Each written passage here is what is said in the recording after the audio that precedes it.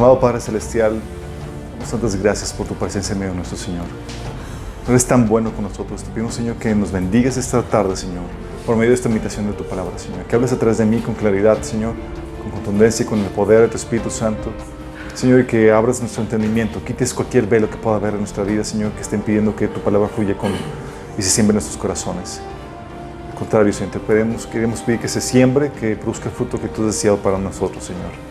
Te lo pedimos en nombre de Jesús. Amén. Ok, chicos. Este tema publicado es la 10ª sesión de la temática que estamos viendo del reino de Dios.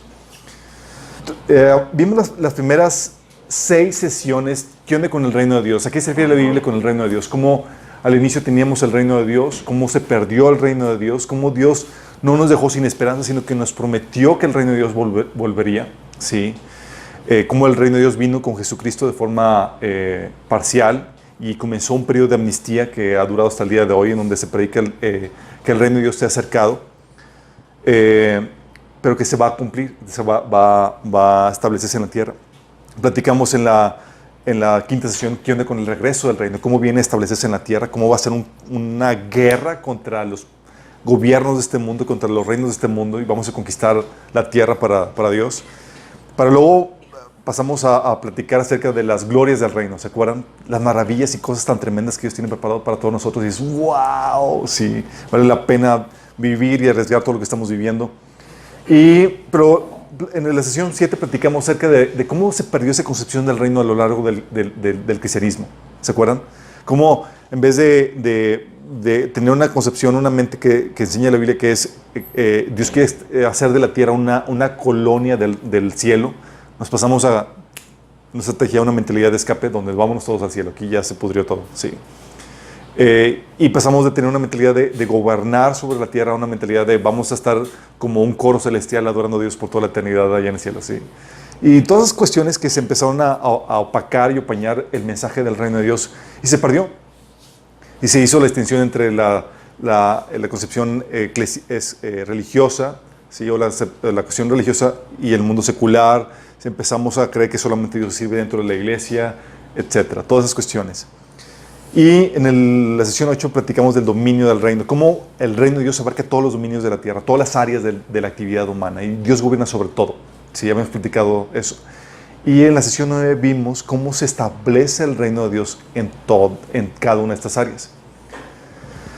Y explicamos el por qué. Porque, si lo que hagamos aquí en la tierra, si no vamos a necesariamente ocupar las posiciones de preeminencia, de influencia, de opulencia en la tierra, ¿para qué trabajamos para extender el reino de Dios en las diferentes áreas? Si no vamos a lograr conquistar el mundo para Cristo en este tiempo, ¿para qué esforzarnos en manifestar y establecer el reino de Dios en la tierra? Y hemos explicado cuál es la razón de ser de por qué estamos trabajando en manifestar el reino de Dios en las diferentes áreas de la actividad humana. Y la razón tiene que ver con apoyar el mensaje del Evangelio. Es decir, nosotros predicamos el mensaje de que el reino de Dios es cercado y damos muestras de esa manifestación parcial del reino de Dios. Cada vez que manifestamos que hay una restauración de una vida, de una familia, de una empresa, cada vez que manifestamos los principios y la gloria de Dios, lo que estamos haciendo, estamos corroborando con nuestra vida, con nuestra práctica, que el reino de Dios efectivamente se ha acercado. Y esas son las primicias de eso. Y también lo que platicamos es que con esta práctica, con el extender el reino de Dios en las diferentes áreas, hacemos también el mensaje atractivo para que más gente pueda convertirse. ¿Sí? ¿Se acuerdan cómo tenía que ver cómo Pablo decía a los esclavos y demás que, chicos, pórtense bien, hagan y obedezcan a Dios en todo para que hagan la doctrina, el evangelio atractivo a la demás gente? O como hablaba de las mujeres casadas, de que ya le predicas a tu marido, no entiende, ahora con tu comportamiento haz atractivo el evangelio para que puedas ganar a tu esposo. ¿Sí? Y eso es lo que hacemos, con nuestras vidas predicamos y corroboramos el mensaje que el Señor nos ha dado a anunciar en este tiempo. ¿Sí? Y es aquí donde, en esta manifestación del reino, en la sesión pasada vimos cómo se tiene que establecer primero el reino en nuestro corazón y debemos de conquistar las diferentes áreas de nuestra vida antes de extenderlo afuera, ¿sí? O prioritariamente antes de establecerlo afuera. Pero quiero también corroborar o platicar el día de hoy algo que que nos va a ayudar a entender qué onda con el reino, que es la cultura del reino de Dios. ¿Sí saben a qué se refiere cuando hablamos de una cultura corporativa u organizacional? ¿Sí? Una cultura corporativa y organizacional se compone por todas las prácticas, valores, creencias que comparten una organización, un grupo de personas. ¿Sí? Y el reino de Dios tiene una cultura propia. Y en ese tiempo que estamos aquí en esta tierra, manifestamos una cultura propia que se contrapone a la cultura del reino de las tinieblas. ¿Sí? Y eso va a ocasionar que haya un conflicto cultural. De hecho, la forma en que tú vas a ver el reino de Dios y el reino de las tinieblas aquí en la tierra, vas a ver un choque cultural, buscando establecer los valores, principios y diseño de Dios en la tierra. Por un lado, los cristianos, los que estaban siendo influenciados por la perspectiva y por el Espíritu de Dios, versus los que están influenciados por el Espíritu de las tinieblas. Y la cultura, ese choque cultural, tú lo vas a ver de muchas formas. En Estados Unidos, por ejemplo, es muy notorio todo ese choque cultural, porque por ejemplo, ahorita cada vez que Trump está queriendo sacar o establecer una política conservadora, de pro vida, que va de acuerdo a los principios y diseño de Dios, tú dices, oye, ayuda a que la sociedad se mejore, ayuda a que avance el progreso y demás. No dan gracias ni están agradecidos con lo que está haciendo en ese sentido, sino que se contraponen porque hay una confrontación cultural muy, muy fuerte. ¿Sí? Entonces, tenemos que entender esto porque eso te va a ayudar a entender mucho de lo que sucede en el ámbito social. Pero también tienes que saber qué aspectos culturales nos caracterizan contra el reino de las tinieblas. Porque si tú entiendes estos aspectos culturales que dan forma a la cultura del reino en el tiempo presente, tú vas a poder estar alerta a cualquier contaminación cultural que pueda venir por parte del reino de las tinieblas. Porque muchas veces lo que hacemos es que absorbemos, somos influenciados por la cultura del mundo y empezamos a vivir como el reino del mundo. ¿Sí? Entonces tenemos que saber qué aspectos son cruciales en esto. Y no soy exhaustivo, pero identifiqué 7 aspectos que te ayudan a entender o que ayudan a definir, a conformar la cultura del reino de Dios. ¿Quieres saberlos? Vamos a darles un salto en esto. ¿Sale? 7 aspectos que definen la cultura del reino de Dios. El primer aspecto es que en el reino de Dios el fundamento de todo lo que se hace, se vive y se experimenta en el reino de Dios es el amor. ¿Sí? Suena muy chelalá, pero déjame explicarte a qué se refiere con esto. ¿Sí? Dios, la Biblia nos enseña que es el corazón del reino de Dios. 1 Corintios 13, del 1 al 3, remarca el aspecto del amor de esta forma. Dice, si hablo en lenguas humanas y angelicales, pero no tengo amor, no soy más que un metal que resuena, un platillo que hace ruido. Si tengo el don de profecía y entiendo todos los misterios y poseo todo conocimiento, y si tengo una fe que logra trasladar montañas, pero me falta amor, no soy nada. Si reparto entre los pobres todo lo que poseo, y si entrego mi cuerpo para que lo consuman las llamas, pero no tengo amor, nada gano con eso. Hablando de que la esencia de todo lo que se hace tiene que tener esta esencia del amor. En el versículo 13 dice, ahora pues permanecen estas 3 virtudes, la fe, la esperanza y el amor. Pero la más excelente de ellas es el amor. Hablando de que es el aspecto crucial dentro del reino de Dios. 1 Juan 4:16 dice, nosotros hemos llegado a saber y creer que Dios nos ama. Dios es amor y el que permanece en amor permanece en Dios y Dios en él. ¿Sí? Tan fuerte es esto. Lo genial de este aspecto es que Dios es el motor de este amor. Él es el que inicia todo este fluir del amor. Y cuando estás conectado con Dios, lo que empieza a suceder es que empiezas a vivir en este amor. Desconectado de Dios es imposible. ¿Sí? Y es algo que la Biblia dice que como nos volvemos a conectar con Dios, que Dios es amor, es algo que debe caracterizar al cuerpo de Cristo, a la iglesia. Si algo nos debemos caracterizar, o por algo nos debemos de conocer, además imagínate, es por el amor. Dice Juan 13, 34 al 35. Les doy un nuevo mandamiento, dice Jesús. Ámense unos a otros. tal como yo los he amado, ustedes deben amarse unos a otros. Fíjate el nivel que te pone. Dice, así como yo les amé, órale, así ámense los demás. Señor, pero tú moriste por nosotros. Hagan lo mismo. Fíjense, y versículo 35. El amor que tengan unos por otros será la prueba ante el mundo de que son mis discípulos. ¿Sí te estás dando cuenta de lo fuerte que está diciendo? Dice, una característica en mi reino, en mi cuerpo, en mi iglesia, es que es el amor entre ustedes. Y eso los va a caracterizar como míos ante el mundo. Qué heavy, ¿no? Qué peso, ¿no? Dices, órale, chiquito, mírate eso. Y luego, 1 Juan 4, de 7 al 8, dice, amados, amémonos unos a otros porque el amor es de Dios. Todo aquel que ama es nacido de Dios y conoce a Dios. El que no ama no ha conocido a Dios porque Dios es amor. Fíjate que hasta te pone la característica, dice, si tú amas, eres nacido de amor. Esa es una señal de que realmente te reconectaste a la fuente que es Dios, de quien fluye el amor, y por lo mismo tú puedes amar a más personas. Si no amas, no has nacido de Dios. Qué heavy, ¿no?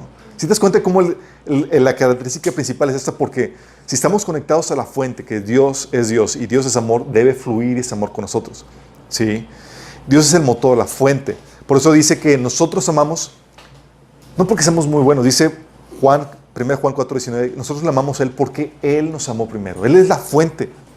Recibimos el amor de Dios primero y entonces amamos. Es una consecuencia de recibir el amor de Dios.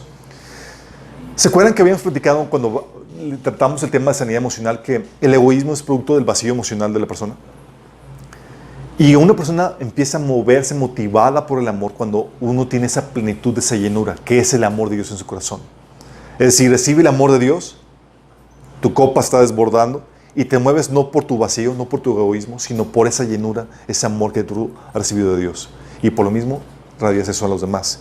Por eso, nosotros somos capaces de amar porque Él nos amó primero, porque recibimos el amor de Dios. Juan 15, 9 dice, así como el Padre me ha amado a mí, también yo los he amado a ustedes. Permanezcan en mi amor. Fíjate lo fuerte que está hablando. Está hablando. Tú dices, oye, ¿qué tanto amó Dios a Jesús?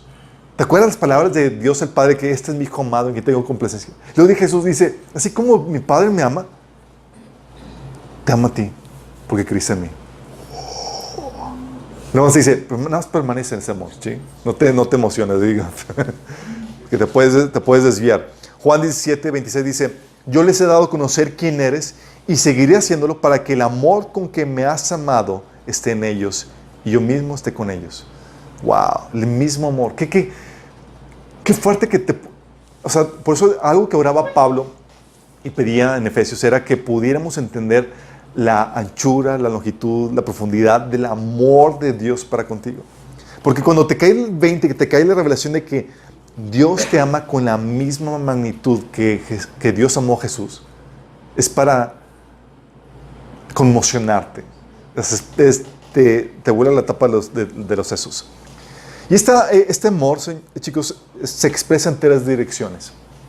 El amor se expresa hacia Dios, se expresa hacia ti y se expresa hacia tu prójimo. ¿Sí? Mateo 22, del 37 al 38 lo pone de esta forma. Dice, Jesús les dijo, amarás al Señor tu Dios con todo tu corazón, con toda tu alma y con toda tu mente. Este es el primero y grande mandamiento. Y el segundo es semejante, amarás a tu prójimo como a ti mismo. De estos dos mandamientos depende toda la ley y los profetas. Y fíjate cómo menciona aquí tres vertientes. Te habla de que debes amar a Dios sobre todas las cosas. Debes amar a tu prójimo como te amas a ti mismo. Hablando de las tres formas en que fluye el amor. Cuando amas a Dios, ¿qué es lo que sucede? Cuando amas al Señor tu Dios con todo tu ser, se va a expresar en un deseo. ¿En qué deseo? En el deseo de que toda la tierra lo glorifique. En que Dios sea glorificado y exaltado por todos y en todo. En toda tu vida. ¿Sí? Se va a expresar o se va a manifestar en el deseo de agradarlo, de servirlo, de hacer su voluntad. Es lo que sucede de forma natural cuando amas a Dios sobre todo. Si estás tan apasionado, tan amado, es que Señor, quiero exaltarte, quiero que todo el mundo te exalte. Ya no te conformas contigo mismo, sino que hay una ambición por su causa, que es que todos los demás alaben al Señor. Quieres contagiar a otros con ese fuego. Y no compites con otros de que, Señor, estás utilizando más aquel que aquel, porque ya sabes que el propósito, la meta final, a fin de cuentas, es que Dios sea exaltado, no tú. Sí, ya no hay envidias, ya no compites, pero sí ambicionas más para Dios. Eso es lo que pasa cuando amas a Dios. Quieres exaltarlo más y más en tu vida. Oye, que hay riesgos de que, Señor, si me pasa algo, y si me atacan, o si me dicen cosas, nada más por el deseo de que Dios sea exaltado, te ayuda a vencer esos temores, a tomar riesgos, a aprender cosas para que Dios sea alcanzado y sea exaltado en la vida de más personas. Eso es lo que sucede cuando amas a Dios sobre todas las cosas. ¿Qué pasa cuando te amas a ti mismo? Es algo que la Biblia ordena que debes de tener. Sí. Te ordena que debes amar a tu prójimo como a ti mismo. Está infiriendo que debes amarte. Sí. ¿Qué pasa cuando te amas a ti mismo? Se va a expresar en un deseo. Cuando tú te amas a ti mismo, ¿qué es lo que sucede? Teniendo a Dios en el primer lugar, lo que sucede cuando te amas a ti mismo es que deseas algo para ti. ¿Y sabes qué es? Más de Dios. Cuando tienes a Dios en primer lugar, el amor hacia ti mismo se expresa en un deseo de tener más de Dios, de conocerlo más. Filipenses 3, del 8 al 9 lo expresa.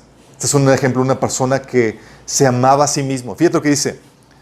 Todo lo que considero pérdida por razón del incomparable valor de conocer a Cristo Jesús, mi Señor.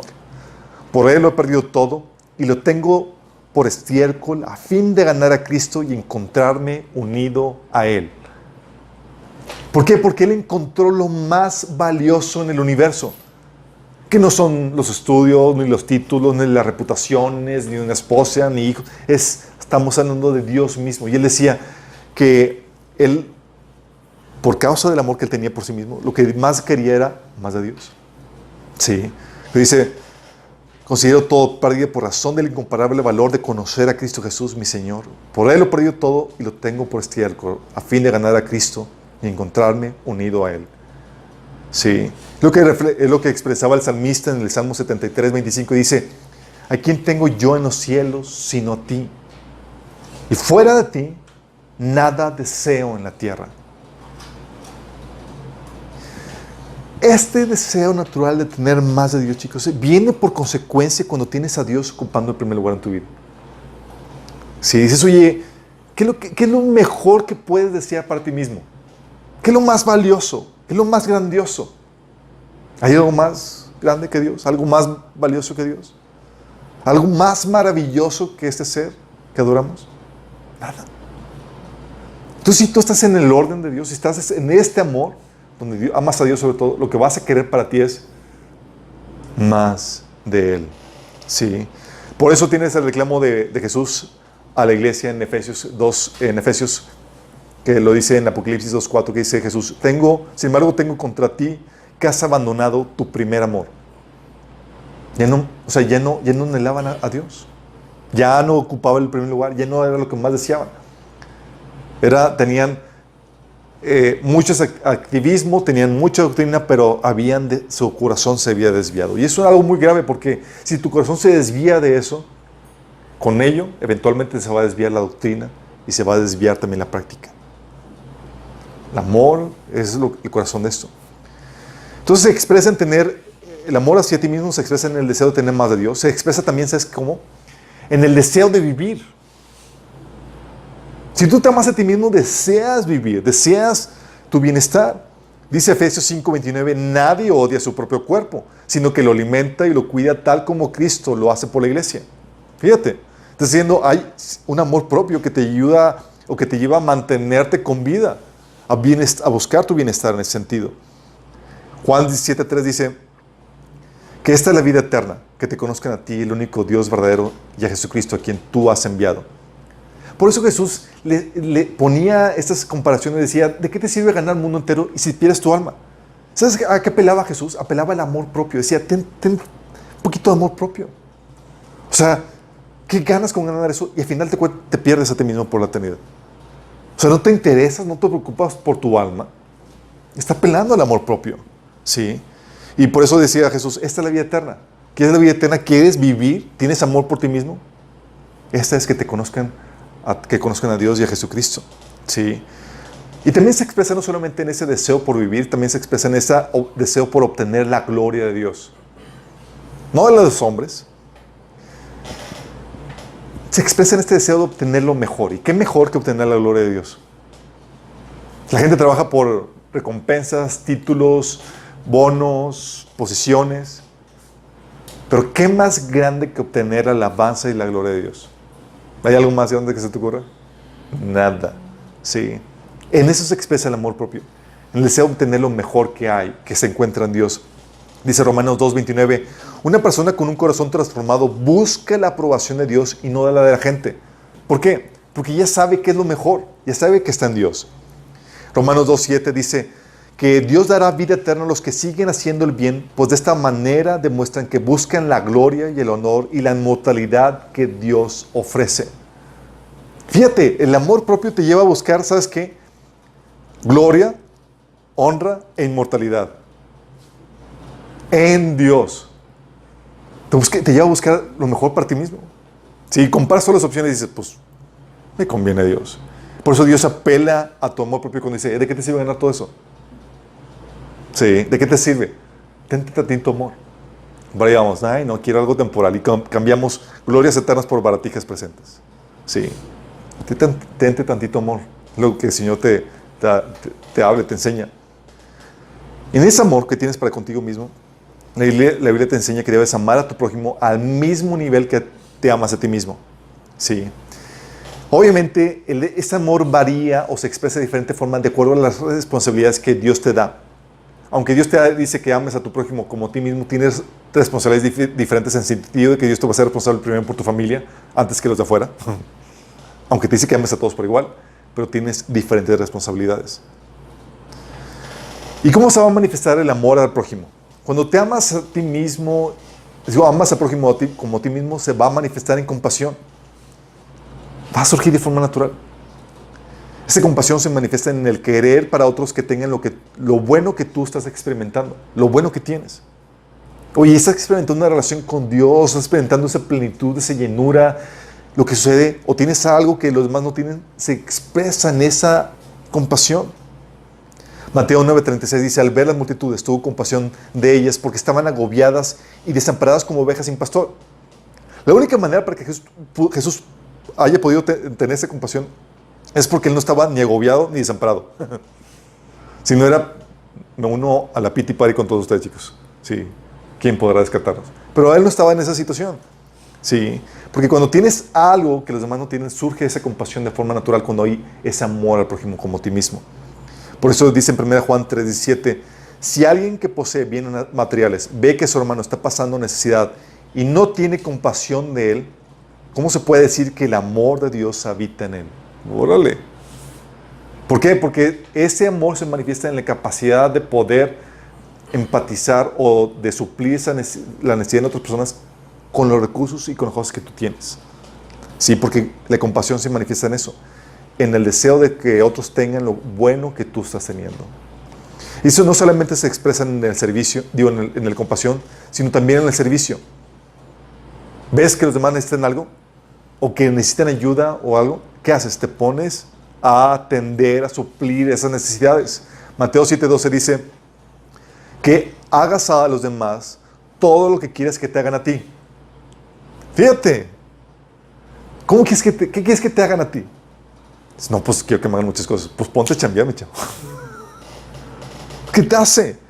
O sea, te está diciendo que el servicio, lo que haces, el valor agregado que haces debe estar motivado en el amor.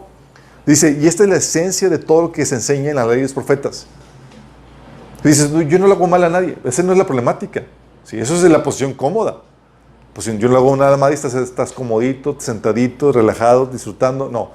Esta actitud que el Señor te enseña es ponte a chambear por amor. ¿Sí? ¿Ves algo que puede ser algo que, oye, quieres recibir cierto trato, cierta atención, cierto servicio? Hazlo tú. Ponte a chambear, ponte a servir. ¿Sí?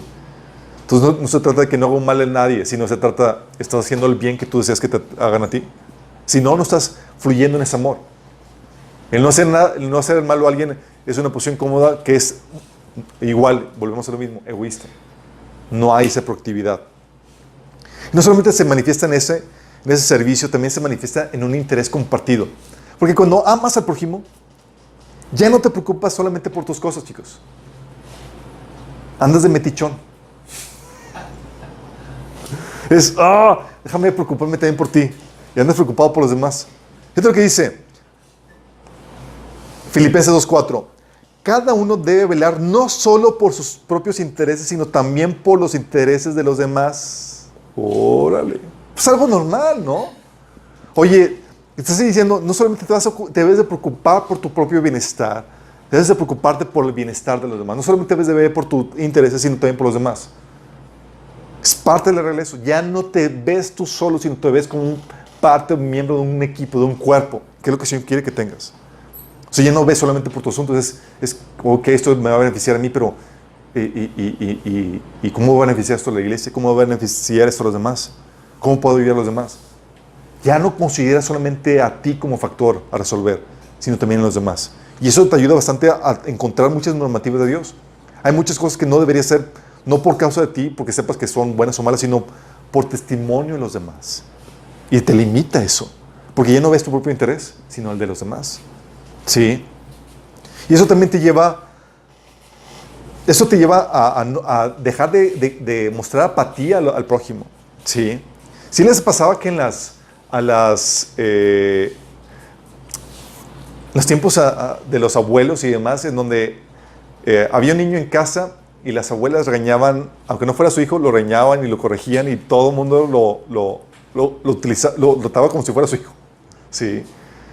Porque se interesaban en él como si fuera suyo.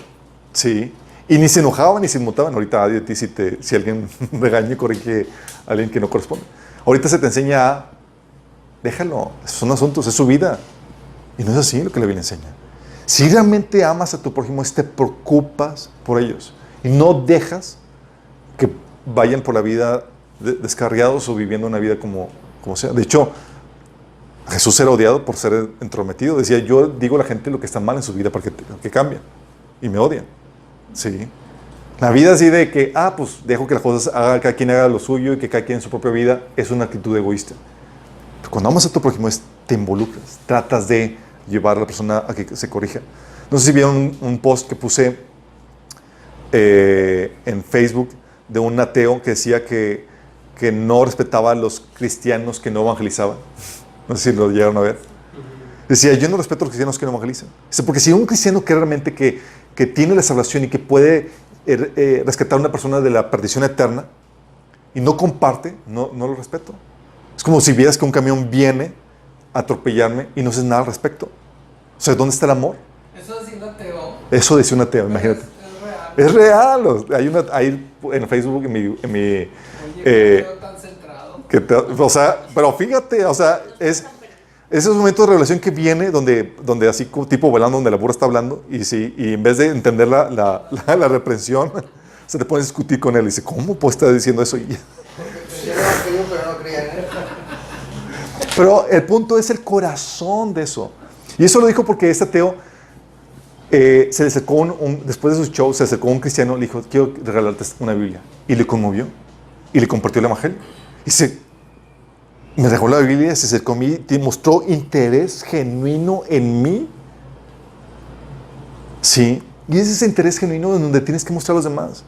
O sea, pero nadie le pidió que se lo regalara. No fue él como que, oye, ¿me puedes regalar la Biblia? ¿Me puedes hablar de Cristo? No.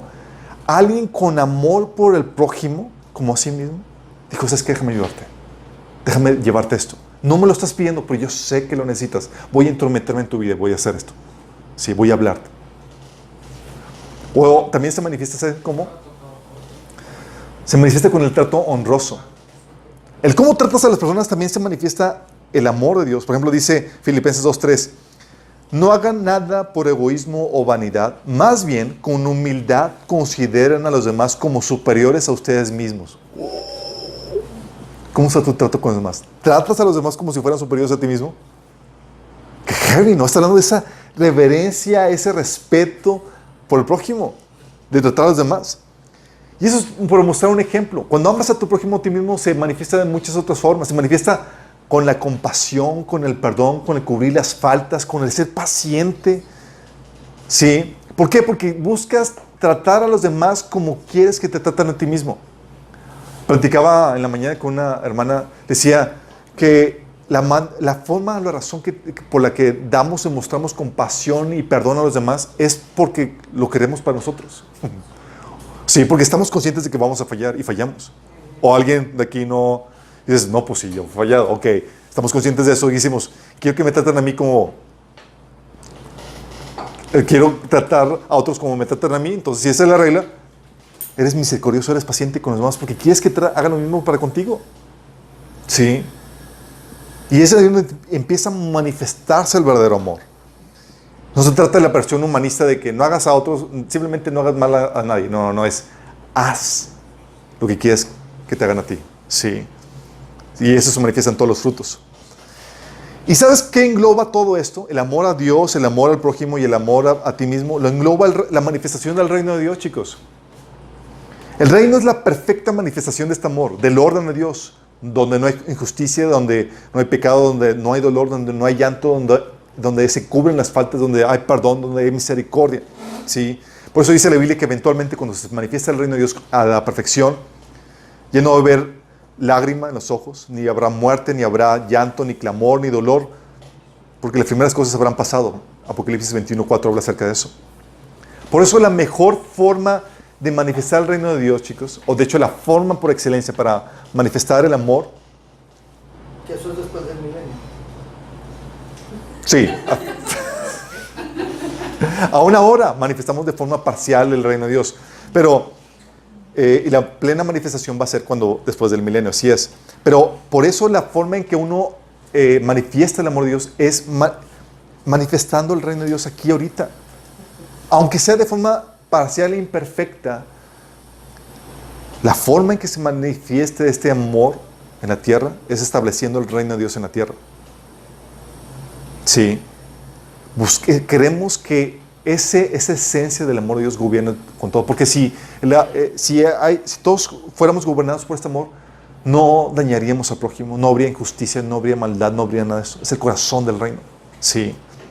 Por eso Dios quiere volver. Por eso la misión es establecer, la misión de Dios y de su pueblo es establecer el reino de Dios en la tierra. Convertir la tierra en una colonia del cielo. Todo el mundo quiere el cielo porque es maravilloso. Siempre dicen, no, te puse aquí en la tierra para que vengas y establezcas aquí el reino. Sí, aquí es donde hace falta, donde hay mucha necesidad. Por eso la oración de Jesús era, venga tu reino, Señor. Hágase tu voluntad en la tierra como en el cielo. Nos enseñó a buscar la manifestación, el establecimiento del reino de Dios aquí en la tierra.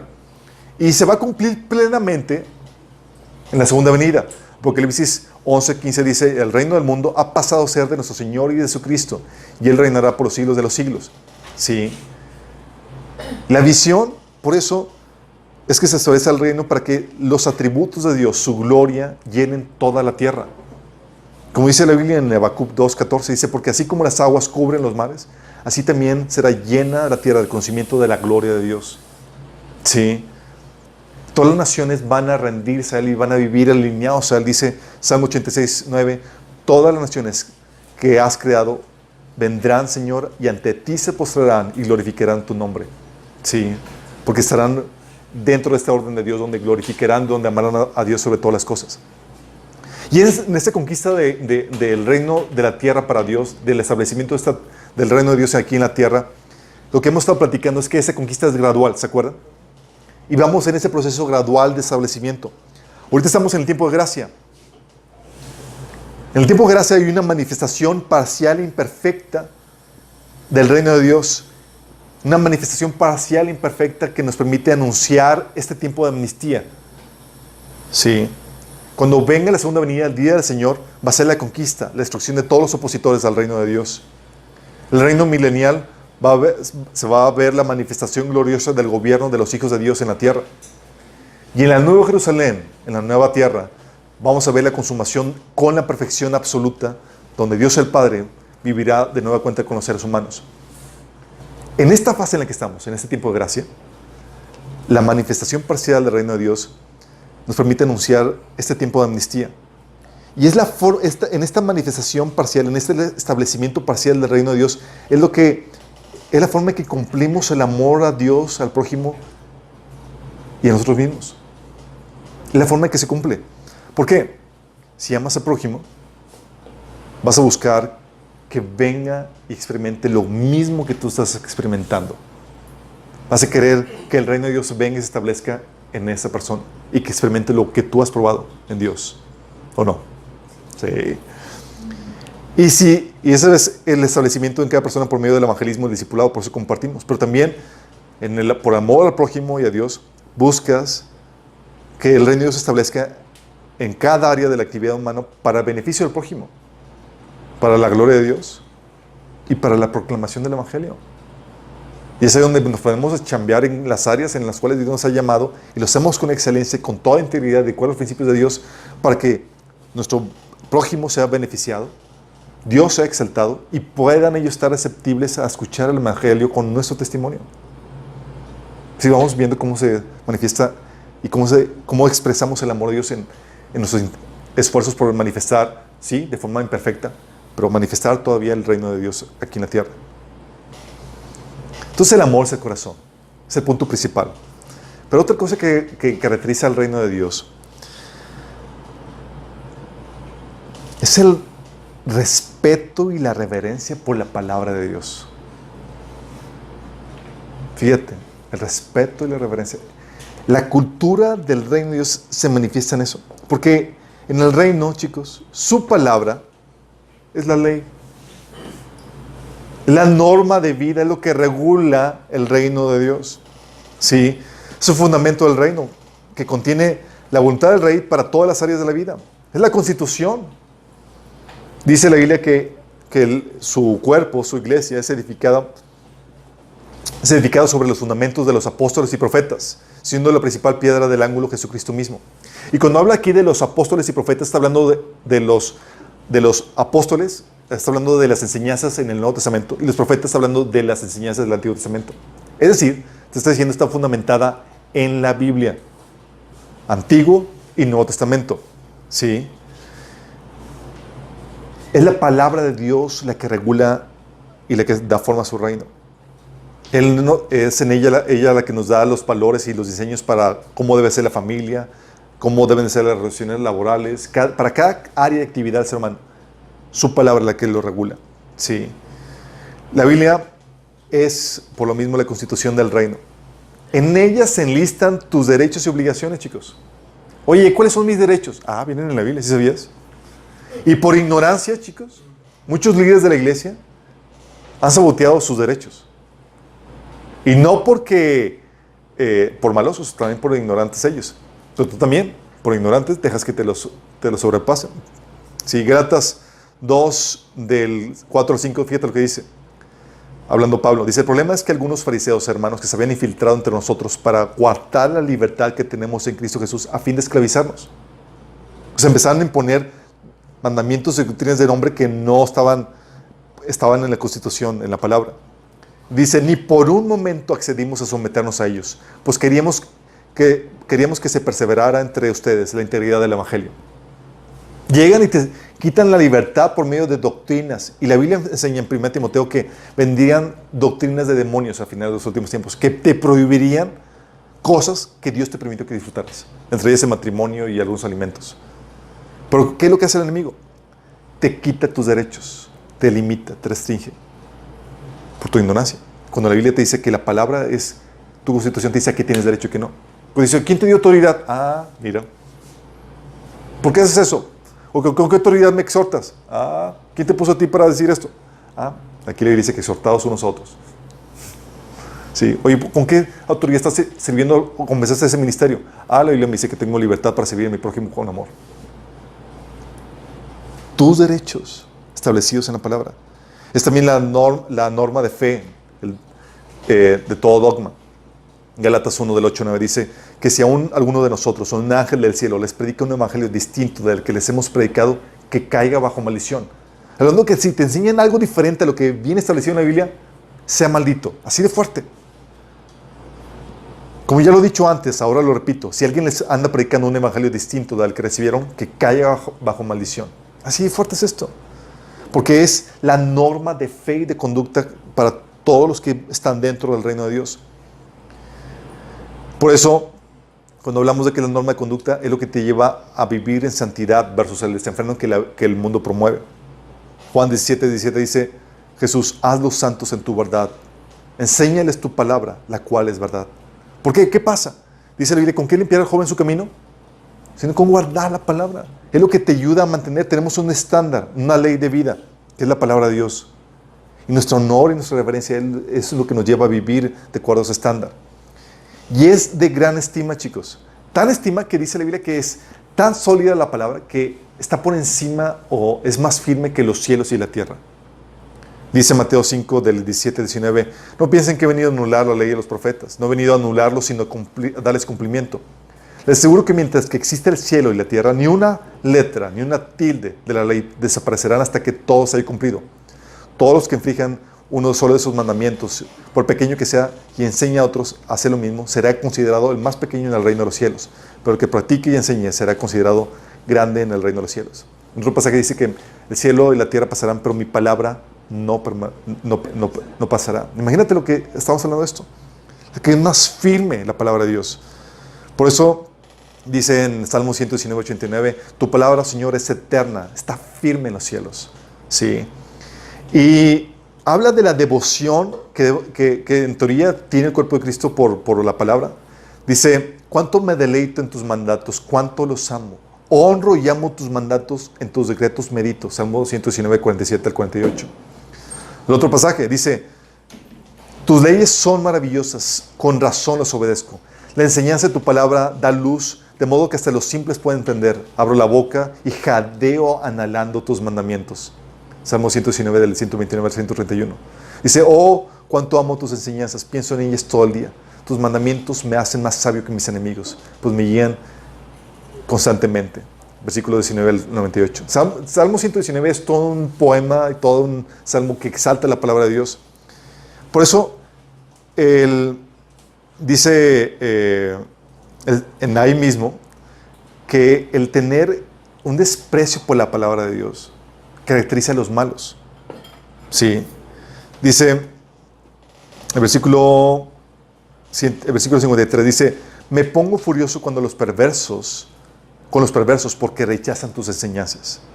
O el versículo 138 al 39 dice, tus leyes son perfectas y absolutamente confiables. La indignación me agobia porque mis enemigos desprecian tus palabras. Sí. Salmo 119, 158 dice, ver a esos traidores me enferma el corazón porque no les importa nada tu palabra. ¿Por qué? Porque el reino de Dios exalta y honra la palabra de Dios, la tiene en gran estima. Es la norma de vida. Y el reino de las tinieblas la desprecia, la hace a un lado, la tiene como desdén. Y se contrapone en eso. De hecho, tú puedes ver la lucha que hay en el mundo contra la palabra de Dios. Por desacreditarla. Se puede ver que es una fantasía, un mero cuento de hadas, donde hay serpientes hablando y burras hablando y cosas por el estilo. Y dices, ¿qué onda con eso? ¿Sí? Que la evolución es cierta y demás. Todo ese ataque del mundo es del reino de las tinieblas por tratar de desacreditar unos aspectos fundamentales del reino de Dios, que es la palabra de Dios. ¿Sí? Y muchas iglesias también han caído en ese desdén por la palabra. Hay muchas iglesias que por tomar la palabra con desdén y restando la importancia, caen en teologías liberales en donde no respetan la palabra de Dios. Y ese es el principio para desviarte y empezar a incursionar en el reino del enemigo. Sí. Hay pastores y demás que lo que se dedicaron, en vez de estudiar la palabra con reverencia, era vamos a desaprobar la palabra y vamos a tratar de demostrar que es falsa. Sí, es algo muy, muy fuerte.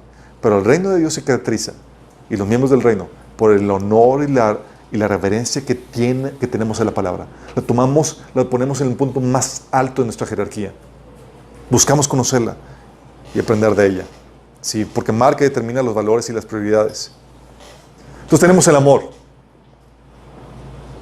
nuestro respeto y honra a la palabra de Dios. Pero también sabes qué otra característica tiene el reino de Dios. que caracteriza la cultura, define la cultura del reino. Estas culturas te van a entender, cuando veas la historia, te van a ayudar a entender por qué la iglesia era como era y por qué se comporta de esta forma. Porque era así culturalmente. El tercer aspecto es nuestro desprecio por esta vida y nuestro anhelo por la verdadera vida que viene. Nuestro desprecio por esta vida y nuestro anhelo por la vida que viene. Es algo que dices, oye, que esto no lo veo mucho, malamente. Ya sabes, si no lo ves es porque el aspecto de la cultura del mundo se ha metido a la iglesia. Pero algo que definía la cultura de la iglesia, del reino de Dios, es nuestro desprecio por esta vida y nuestro anhelo por la vida que viene. Mateo 16:25 dice, porque todo el que quiera salvar su vida, la perderá. Pero el que la pierda, porque pierda su vida por causa de mí, la hallará. Está hablando de que si no está dispuesto a despreciar, de hecho, otro pasaje en Lucas dice que el que no odia su propia vida no puede seguir. Sí. Mateo 19:27 al 29. Fíjate lo que dicen los apóstoles. Dice, mira, nosotros lo hemos dejado todo para seguirte, le reclamó Pedro. ¿Y qué ganamos con eso? Les aseguro, respondió Jesús, que en la renovación de todas las cosas, cuando el Hijo del Hombre se siente en su trono glorioso, ustedes que me han seguido se sentarán también en 12 tronos para gobernar a las 12 tribus de Israel. Y todo el que por mi causa haya dejado casas, hermanos, hermanas, padres, madres, hijos, terrenos, recibirá 100 veces más y heredará la vida eterna. ¡Wow! Pues con esta perspectiva en mente, claro que desprecio esta vida, la sacrifico porque tengo algo que va a ser mejor. ¿Sí? Es algo que premiaba toda la cultura desde los inicios de la iglesia primitiva. Era el sello característico. Por eso no entendían por qué los cristianos vivían como vivían. ¿Sí? Porque ellos estaban dispuestos a sacrificar esta vida por lo que viene. Tienes Hebreos 10, del 33 al 34, que dice, unas veces se vieron expuestos públicamente al insulto y a la persecución, otras veces se solidarizaron con los que eran tratados de igual manera. También se compadecieron de los encarcelados y cuando ustedes les confiscaron sus bienes, lo aceptaron con alegría, conscientes de que tenían un patrimonio mejor y más permanente. ¿Sabes qué te está diciendo? Está diciendo que estos tipos están dispuestos a sacrificarse y se gozaban por el sacrificio que hacían porque tenían algo mejor. Pues por eso es lo que les decía que no me gustaba la película de Pablo, de Tarso, que sacaron en cine, porque ponían a los cristianos todos víctimas de circunstancias, sufridos de ¿qué va a pasar? Y cuando te muestran aquí que los cristianos perseguidos eran gozosos, porque al momento de sufrir más y sacrificar más por Cristo tenían más recompensa. Sí. Por eso Jesús decía en Mateo 6, de 19 al 21, no acumulen para sí tesoros en la tierra donde la polilla y el óxido destruyen y donde los ladrones se meten a robar. Más bien acumulen para sí tesoros en el cielo, donde ni la polilla ni el óxido carcomen, ni los ladrones se meten a robar, porque donde está tu tesoro, ahí estará también tu corazón. Era característico de los cristianos, sacrificaban todo, invertían esta vida para tener una mejor recompensa. Sí. Hebreos 11 habla de que los santos de la antigüedad no buscaban, eran torturados y no buscaban forma para ser rescatados, para tener una mejor resurrección, es decir, para tener una mejor recompensa al ser resucitados. Sí. 1 Corintios 15, del 29 al 32, por eso Pablo dice, oye, ¿por qué Pablo sacrifica y vivía como vivía? Porque tú ves la vida de Pablo y dices, qué terrible. Sí. Hambres, peligros, persecución y esos eran los megapóstoles. Sí. Nada que ver con los apóstoles de ahora de que están buscando su ofrenda para comprarse su último avión y viajar. No, ¿qué es el apóstol? Paga el precio, chicos. Y Pablo decía en 1 Corintios 15, del 29 al 31, si los muertos no son resucitados, ¿para qué nosotros a todas horas pondríamos en peligro nuestra vida? Pues les juro, amados hermanos, que todo el día enfrento la muerte. Esto es tan cierto como el orgullo que siento por lo que Cristo Jesús, nuestro Señor, ha hecho en ustedes. Y qué valor en luchar contra las fieras salvajes, esa gente de Éfeso, si no habría resurrección de los muertos. Si no hay resurrección, comamos y bebamos, que mañana moriremos. Porque eso es lo que sucede. Como la iglesia tiene en perspectiva la vida eterna, con toda facilidad, ¿qué hacemos? Estamos dispuestos a invertir nuestra vida ahorita. Al final de cuentas, voy a vivir para siempre. Sí. O sea, voy a vivir para siempre, ¿qué? O sea, con gusto invierto ahorita, sacrifico ahorita para tener una mejor resurrección. Es lo que Pablo enseñaba a los ricos. Decía Pablo en 1 Timoteo 6, del 18 al 19, enséñale a los ricos de este mundo. Y fíjate, ¿qué les enseñaba? No les decía que disfrutaran esta vida. Sí. Igual que Pablo, porque cuando tienes en mente nada más esta vida, aprovéchala. ¿Han escuchado el dicho? Disfruta esta vida porque la vida es corta. Se contrapone con la cultura del reino. Invierte esta vida, que es la corta, para que disfrutes la larga. Esa es la cultura del reino. Fíjate lo que dice. Enséñale a los ricos de este mundo, no que disfruten la vida, sino a que usen su dinero para hacer el bien. Deberían ser ricos en buenas acciones, generosos con los que pasan necesidad y estar siempre dispuestos a compartir con otros. De esa manera, al hacer esto, acumularán su tesoro como buen fundamento para el futuro, a fin de experimentar lo que es la vida verdadera. ¿Sí? ¿Por qué, chicos? Porque cuando no tienes en perspectiva la eternidad, ¿sabes qué? Vives esclavizado con el temor a la muerte. Es lo que sucede, vives esclavizado con el temor a la muerte. La gente tiene miedo a morir. En teoría, tú y yo, no. Bueno. ¿Verdad que no? No. Sí, porque cuando tienes esta vida y es lo único que tienes temor a perderla. De hecho, dice Hebreos 2:15 que únicamente con la obra que hizo Jesús, el Hijo podía libertar así a todos los que vivían esclavizados por temor a la muerte. El mundo vive esclavizado por temor a la muerte. Tiene miedo a morir. Apocalipsis 2:11 te lo contrasta con los hijos de Dios. Fíjate lo que dice Apocalipsis 12:11. Ellos, es decir, nosotros, hemos vencido a Satanás por medio de la sangre del Cordero y por el testimonio que dieron. Y porque no amaron tanto la vida como para tenerle miedo a la muerte. Fíjate, una característica de los que son del reino es que no amamos tanto la vida, es decir, la despreciamos, no le tenemos temor a la muerte, porque sabemos que tenemos la vida eterna. Sí, por eso en Filipenses 2:8 le decía Pablo a los de Filipenses, dice, tengan ustedes la misma actitud que Cristo Jesús tuvo. Dice, ¿qué actitud? Que Él estuvo dispuesto a humillarse, sacrificarse hasta la muerte y muerte de cruz. ¿Esa es la actitud? Sí, esa es la actitud. Por eso, chicos, lo que enseña la Biblia no es a que disfrute la vida, es invierte la vida. Pablo decía, déjenme decirle lo siguiente, amados hermanos, el tiempo que queda es muy breve. Así que de ahora en adelante, los que estén casados no deberían concentrarse únicamente en su matrimonio. Los que lloran, o los que se alegran, o los que compran cosas, no deberían ser absorbidos en sus lágrimas, ni sus alegrías, ni sus posesiones.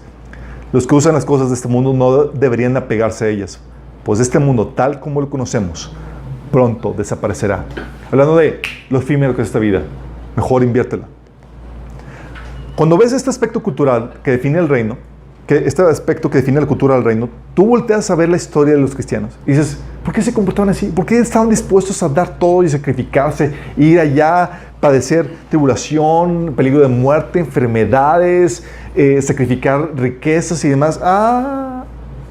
Sin este aspecto cultural no lo vas a entender. No vas a entender ni pío por qué estaban haciendo eso. Sí. El otro aspecto cultural es que define la cultura del reino es nuestra prioridad de ser formados a la imagen de Dios y vivir en la voluntad de Dios por encima de nuestras comodidades o anhelos.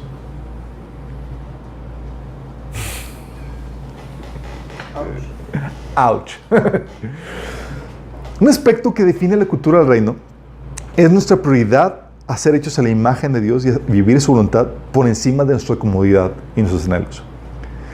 Si no entiendes esto, o si no tienes esta prioridad, no vas a entender por qué la Biblia vez tras vez te dice que te goces en las tribulaciones. ¿Por qué, Señor? ¿Por qué me pasa esto? Pues, ¿qué es lo que dice? Romanos 8.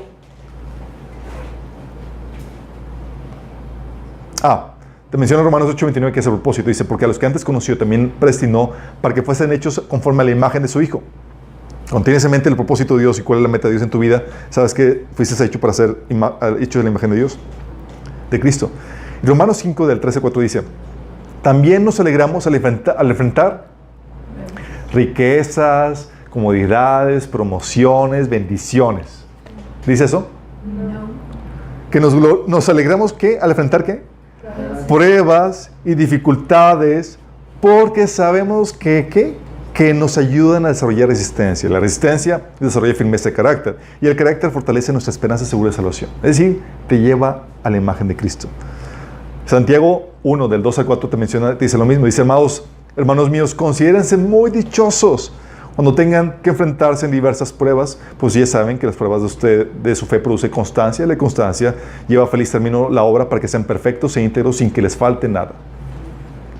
Fíjate, mientras que el mundo se goza en la bendición, en la prosperidad, en la promoción, en los tiempos de paz, y se hunde con las pruebas y dificultades en el reino, tú, en teoría, si formas parte, si comparas la cultura del reino, te gozas con las pruebas y dificultades y tribulaciones. Porque sabes que Dios está forjando en ti la imagen de Cristo. Porque sabes que hay mayor gloria en ser hecho a la imagen de Dios que ser promocionado o tener una bendición temporal. Sí. Si vas viendo cómo se contrapone la cultura de Dios con la cultura del reino, con el reino de las tinieblas. ¿Qué te dice el mundo? El mundo, ¿sabes cómo te ataca? Te dice, como decía Pedro a Jesús, Señor, esto jamás te acontezca. Y Jesús le dice, apártate de mí, Satanás. Porque no tienes la vista, la mirada en las cosas de los hombres, sino en las cosas de Dios, sino en las cosas de los hombres. ¿Por qué? Porque cuando tienes la mirada en las cosas de los hombres, no vas a ver esto. Vas a buscar tu bienestar, tu comodidad, antes que la voluntad, antes que el ser hecho en la imagen de Cristo. Sí. Cuando ves este aspecto cultural, volteas a ver el reino de Dios y a los que viven de acuerdo al reino de Dios y dices, ahora entiendo. Por eso parecemos loquitos. ¿Es en serio? Sí, como que estás tribulado y demás y todavía con la sonrisa.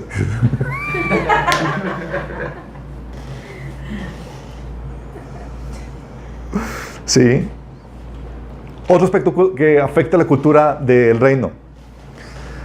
La cultura del reino está marcada y tú lo ves a lo largo de toda la Biblia, porque juzgamos la esencia y no las apariencias. Es algo que es una práctica que da forma a la cultura del reino. ¿Cómo que juzgamos la esencia y no las apariencias? Sí. Mientras que el mundo juzga por la posición, títulos, en las apariencias,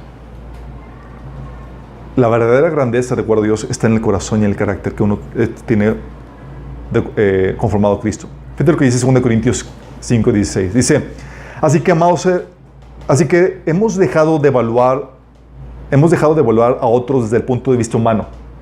O sea, ya no evaluamos a la gente de acuerdo al punto de vista humano.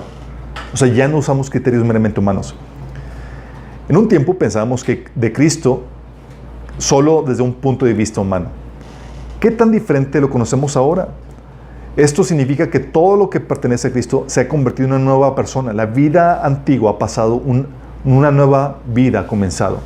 Fíjate que Pablo está diciendo aquí en la iglesia de Corintios, es que ya no juzgamos a la demás gente, ni te juzgamos, ni nos juzgamos a nosotros de acuerdo a puntos de vista humanos o criterios meramente humanos. Sí, sino que buscamos lo de dentro. Fíjate lo que dice el versículo 12. Dice, no buscamos el recomendarnos otra vez a ustedes, sino que les damos una oportunidad de sentirse orgullosos de nosotros, para que tengan con qué responder a los que se dejan llevar por las apariencias y no por lo que hay dentro del corazón. ¿Por qué? Porque el mundo juzga de acuerdo a las apariencias, chicos. ¿Quién es el más importante? El más importante de acuerdo al mundo es el que tiene la posición más alta, al que tiene el mayor bienes y todo eso. Y para Dios, ¿quién es el más importante? No. Todo depende del corazón. Sí. ¿Te acuerdas? Apocalipsis 3:17 dice Jesús, le dice a una de las iglesias, tú dices, yo soy rico, me he enriquecido y no me hace falta. pero no te das cuenta que eres cuán infeliz, miserable, pobre, ciego y desnudo eres. ¿Por qué? Porque no juzgamos por las apariencias. Tú podrás tener las apariencias y fintas de grandeza, pero Dios ve ¿qué? Tu esencia, tu corazón. ¿Sí? ¿Se acuerdan? Cuando vino Samuel a ungir a los hijos al siguiente rey después de Saúl. Oye, ¿cuántos hijos tenía? 7, 8, por ahí, un montón. Familia numerosa.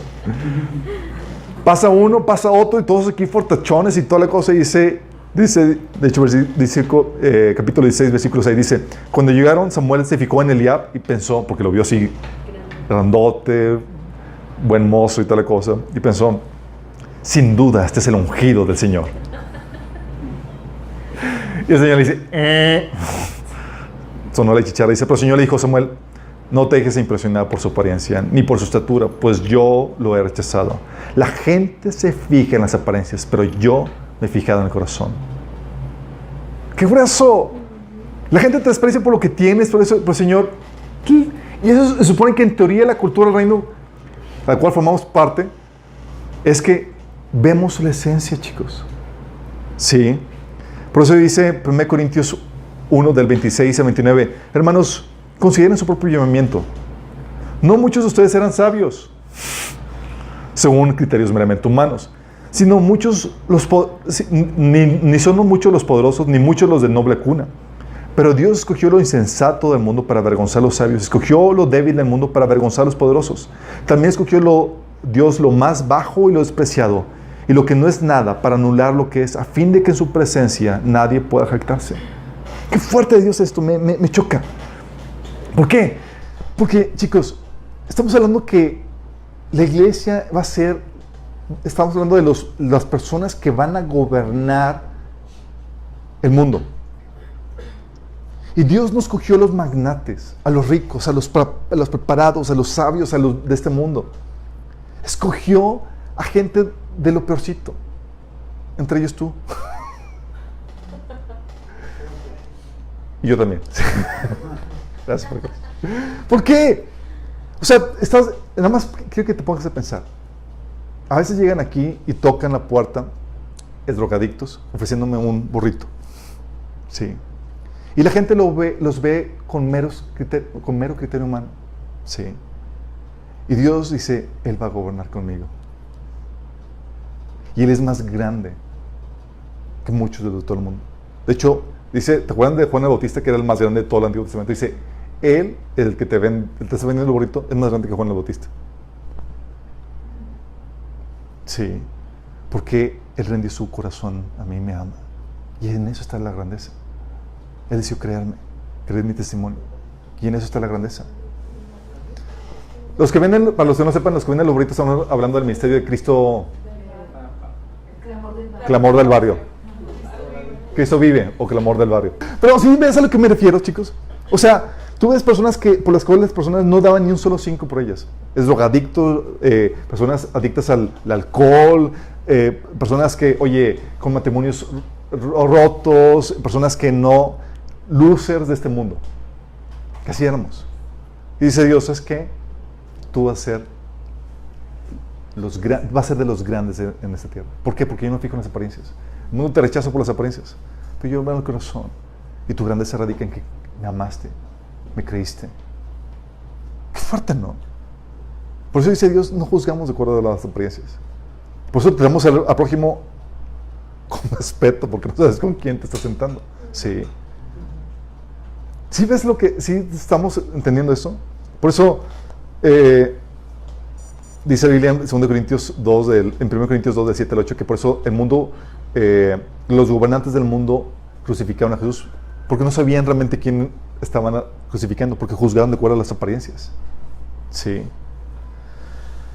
El otro aspecto que define la cultura del reino, chicos, ¿saben qué es? Este aspecto es crucial, que si no entiendes esto, no vas a entender muchas cosas de la Biblia en ese tiempo. Por estos choques de valores en donde el mundo juzga de acuerdo a las apariencias y no de acuerdo a la esencia. Por este aspecto donde el hombre, la tierra, el mundo rechaza la palabra de Dios y rechaza a Dios y demás. ¿Sabes qué Dios nos puso o marca un aspecto cultural del reino en este tiempo? Que Dios nos puso a vivir vidas que son una protesta contra el mundo. ¿Sabías tú que ahorita, en la forma en la cual estamos viviendo y en la cual el Señor nos ordena vivir, es una consigna contra el mundo, es una protesta contra el mundo? ¿Sí sabías? Quiero que pienses en esto. Sí. Estamos hablando de los apóstoles, los pilares de la palabra de Dios. Apóstoles. Estamos hablando de, no estamos hablando siervos del emperador de Roma. No estamos hablando de los magnates de la tierra. Estamos hablando los siervos del Dios Altísimo, dueño de toda la creación. ¿Y sabes qué hace Dios? Los envía en estas condiciones. 1 Corintios 4, del 9 al 13 dice esto. A veces pienso, dice Pablo, que a nosotros los apóstoles, Dios nos puso en exhibición como prisioneros de guerra al final del desfile del vencedor, condenados a muerte. Ya con esto dices, ¿qué esto qué? O sea, ¿qué es lo que dice? Nos hemos convertido en un espectáculo para el mundo entero, tanto para la gente como para los ángeles. O sea, Pablo sabía que los ángeles están viendo. Dice, nuestra entrega a Cristo nos hace parecer tontos. En cambio, ustedes afirman ser tan sabios en Cristo. Nosotros somos débiles, pero ustedes son tan poderosos. A ustedes se les estima, a nosotros nos ridiculizan. Incluso ahora mismo pasamos hambre, tenemos sed y nos falta ropa para abrigarnos. A menudo somos golpeados y no tenemos casa.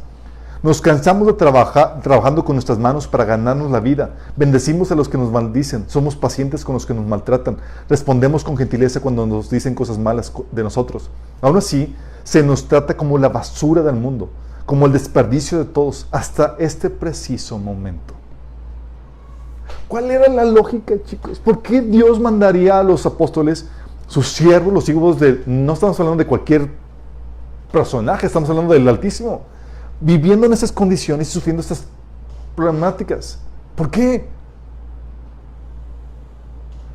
O el hombre más importante del Antiguo Testamento, Juan el Bautista.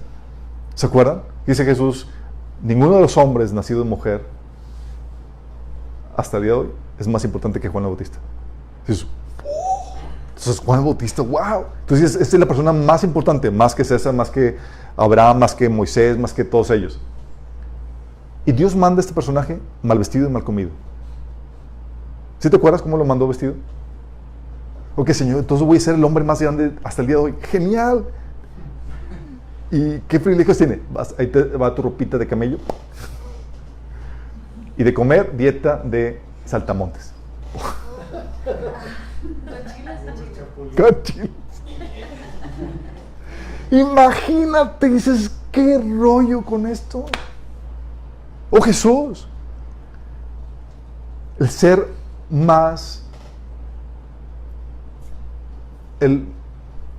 cuya valía no se puede cuantificar, el más importante de todos. Nació y en su nacimiento invita a la gente más despreciada del mundo. Invita a los pastorcitos pobres, no invitó a los líderes, no invitó a los magnates, no invitó a nadie más que a la gente despreciada. Los pastores y odiosos gentiles, que para los judíos eran gente despreciable. Sí, los reyes magos. Imagínate eso. Esos eran los invitados. ¿Por qué Dios haría eso? O Jesús, sí. El Hijo de Dios, hijo de papi, tú dirías, pues, el Señor me va a dar mi corcel para ir a predicar, dinero aquí para llevar a todo y comodidad. Dice Jesús, los zorros tienen cuevas donde vivir, los pájaros tienen nidos, pero el Hijo del Hombre no tiene ni siquiera un lugar donde recostar la cabeza. Dices, ¿por qué rayos Dios haría esto? ¿Por qué haría esto? Si no entiendes el por qué, si no entiendes el concepto de la protesta de Dios, no entenderías esto. ¿Por qué Dios hizo esto? ¿Por qué mandaría al hombre más importante mal vestido y mal comido? ¿Por qué mandaría a Jesús en esas situaciones? Porque Dios está retando los valores, está haciendo una protesta contra lo que la gente aprecia y valora en este mundo.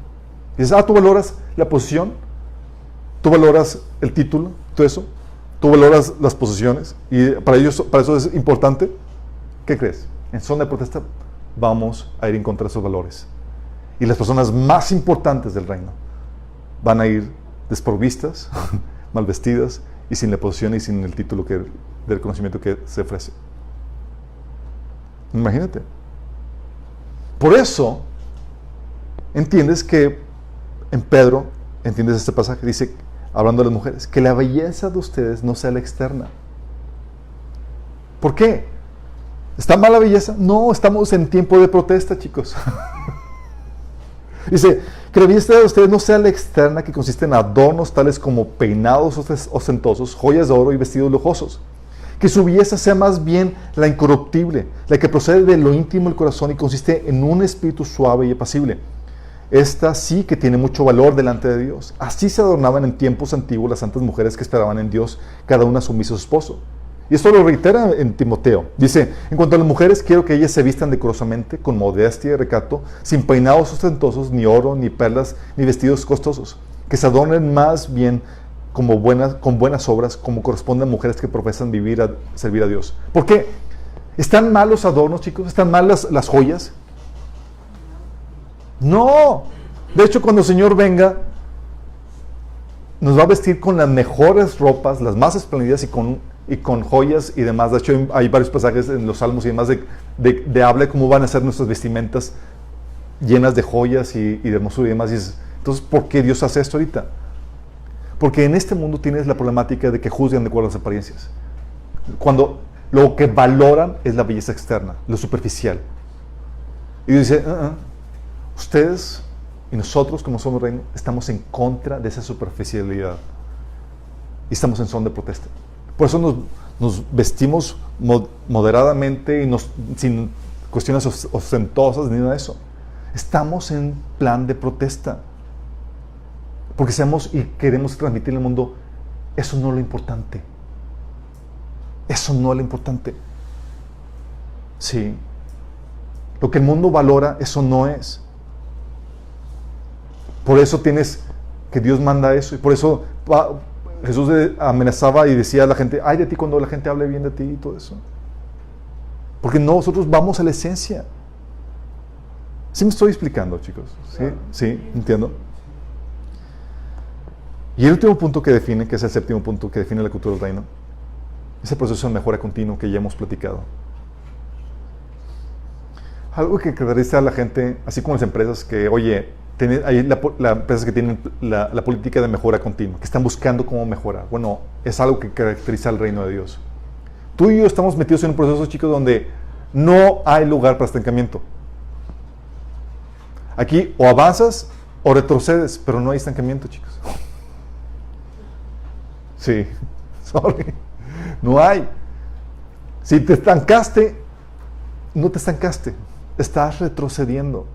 Jesús dijo una vez a las personas que escuchan su palabra, dice, tengan cuidado como escuchan, porque al que tenga, se le va a dar más entendimiento.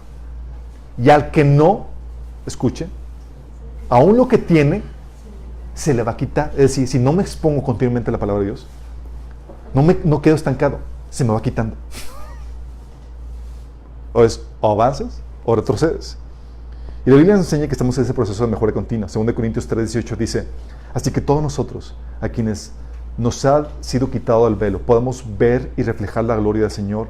El Señor, quien es el Espíritu, nos hace más y más parecidos a Él a medida que somos transformados a su gloriosa imagen. En teoría, chicos, tú eres más parecido a Dios que hace tiempo. Efesios 4:15 dice, en cambio lo haremos la verdad con amor y así creceremos en todo sentido hasta parecernos más y más a Cristo, quien es la cabeza de su cuerpo, quien es la iglesia. Proverbios 4:18 dice, mas la senda de los justos es como la luz de la aurora, que va en aumento hasta que el día es perfecto. Estas son características que definen y conforman la cultura del reino, chicos. Y el reino de las tinieblas se contrapone completamente a eso. Sí. El mundo te enseña, va en contraposición directa y frontal a estos valores, a esta cultura del reino, porque te enseña a amarte a ti mismo, ser egoísta, aborrecer a Dios o a ignorar a Dios. Te enseña, trata de llevarte a a menospreciar la palabra, a minar la palabra, a cuestionar la palabra. Y así como todos los valores que la Biblia enseña. Te enseña a valorar esta vida por encima de la eterna, que disfrutes ahorita, que trates de disfrutarla y gozar de ella a más no poder. Te enseña a buscar la comodidad de los placeres por encima de la voluntad de Dios y el propósito de Dios para tu vida. Te enseña a que no sacrifiques por causa de eso. O sea, que no sufras por causa de Cristo. ¿Sí? Te enseña a juzgar por las apariencias, ignorando la ciencia. Y todavía, si eres todavía deslumbrado por las posiciones, los títulos, la reputación y todo eso, señala que todavía hay cultura del reino de las tinieblas dentro de ti.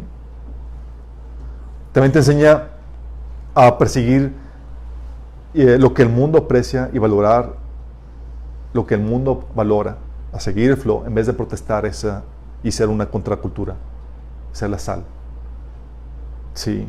Y te lleva en un proceso de continua y gradual descomposición y desviación, cada vez más. ¿Sí ven cómo se contrapone el reino, la cultura del reino con la cultura del mundo? ¿Cómo estamos en eso? ¿Hemos absorbido algo? ¿Buscamos ahora las metas y la gloria de este mundo ahorita, en vez de sacrificarlo? ¿Nos hemos absorbido eso? ¿Sí? ¿Cómo andamos con eso? Quiero terminar con una invitación a las personas que nos están sintonizando para invitarte a que formes parte del reino de Dios. ¿Qué beneficios tiene? Innumerables. Primero, la Biblia te enseña que vas a ser salvo de la muerte eterna. Dice la Biblia que tu pecado nos lleva a una muerte eterna, a una condenación por parte de Dios. Pero Dios quiere que no mueras. Dios quiere que vivas. Y para eso tuvo que pagar la condena que tú y yo merecíamos, muriendo en la cruz y resucitando el tercer día. Y si tú estás dispuesto a creer que Jesús es Dios encarnado, que murió por ti en la cruz y que resucitó, y estás dispuesto a rendir tu vida a Él, puedes recibir el perdón de pecados y la vida eterna. ¿Qué va a implicar esto? El arrepentimiento no significa que no son buenas obras, es una actitud del corazón, que se va a manifestar en el deseo de conocerlo, en el deseo de hacer su voluntad. Ese deseo se va a manifestar en empezar a leer la Biblia, empezar en buscar hacer su voluntad, conocer y hacer su voluntad. Si estás dispuesto a arrepentirte, a rendir tu voluntad a Cristo, y quieres creer y recibir este regalo de la vida eterna, te quiero invitar a que hagas una oración. Que cierres los ojos ahí, que le digas al Señor Jesús: Señor Jesús, te pido que me perdones.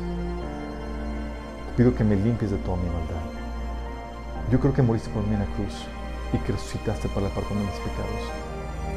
Y yo me arrepiento de cada uno de mis pecados. Me arrepiento de seguir mis propios caminos. Te pido que me salves y que me des la vida eterna. En tu nombre, Jesús, te lo pido. Si hiciste esta oración, genuinamente se va a manifestar de esta forma. Vas a empezar a leer la Biblia, vas a empezar a congregarte, buscar una iglesia donde congregarte. Si no haces por lo menos estas cosas, sabes que no te arrepentiste, de que quieres hacer y vivir tu voluntad como tú quieres. Sí, y que la oración no fue más que una oración hueca que no trajo salvación. Y de todos los demás, ¿sí te das cuenta de cuán importante es conocer la cultura del reino? Te ayuda a identificar cómo debemos de vivir. Y cuando hablamos de cultura es cómo debe caracterizarse nuestra forma de vivir como individuo y como iglesia. La verdad es que hemos fallado mucho en cuestión del amor, por ejemplo, el uno al otro. Hemos fallado en tener esa reverencia por la palabra de Dios como se debe ser. Hemos sido absortos con las metas y con lo que el mundo valora en vez de protestarlo. Sí. En vez de vivir esas vidas de protesta que Dios nos enseña a vivir. Y no porque estén mal los ornamentos y la opulencia. A final de cuentas, nosotros vamos a ser los grandes y los opulentes cuando el Señor venga. Sino porque es el tiempo ahorita de protesta. Donde enseñamos al mundo que eso no es lo importante. ¿Cómo estás reflejando tu vida? ¿Eres sal? ¿Estamos siendo una contracultura? ¿O ya fuiste absorbido por este mundo? Vamos a orar para que el Señor nos ayude a realmente expresar, a vivir plenamente esta cultura que el Señor nos enseña, que formamos parte de su reino. Amado Señor,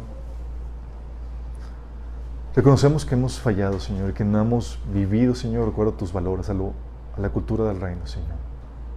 Te pedimos, Señor, que nos ayude a hacer las correcciones pertinentes, Señor. No queremos vivir como el mundo vive, Señor. No queremos valorar lo que el mundo aprecia. Queremos ser vivos ejemplos, Señor, emisarios tuyos del reino, que viven de acuerdo a tus valores, a tu cultura, Señor. Que estén aquí en señal de protesta, avanzando en contra de lo que el mundo valora, mostrando cuán hueco y superficial es la vida en este mundo, Señor, viviendo vidas que se contraponen a eso, Señor. Ayúdanos, Señor, a vivir cada día de acuerdo a tus valores, a tus principios, a tu cultura, Señor. Lo pedimos en el nombre de Jesús.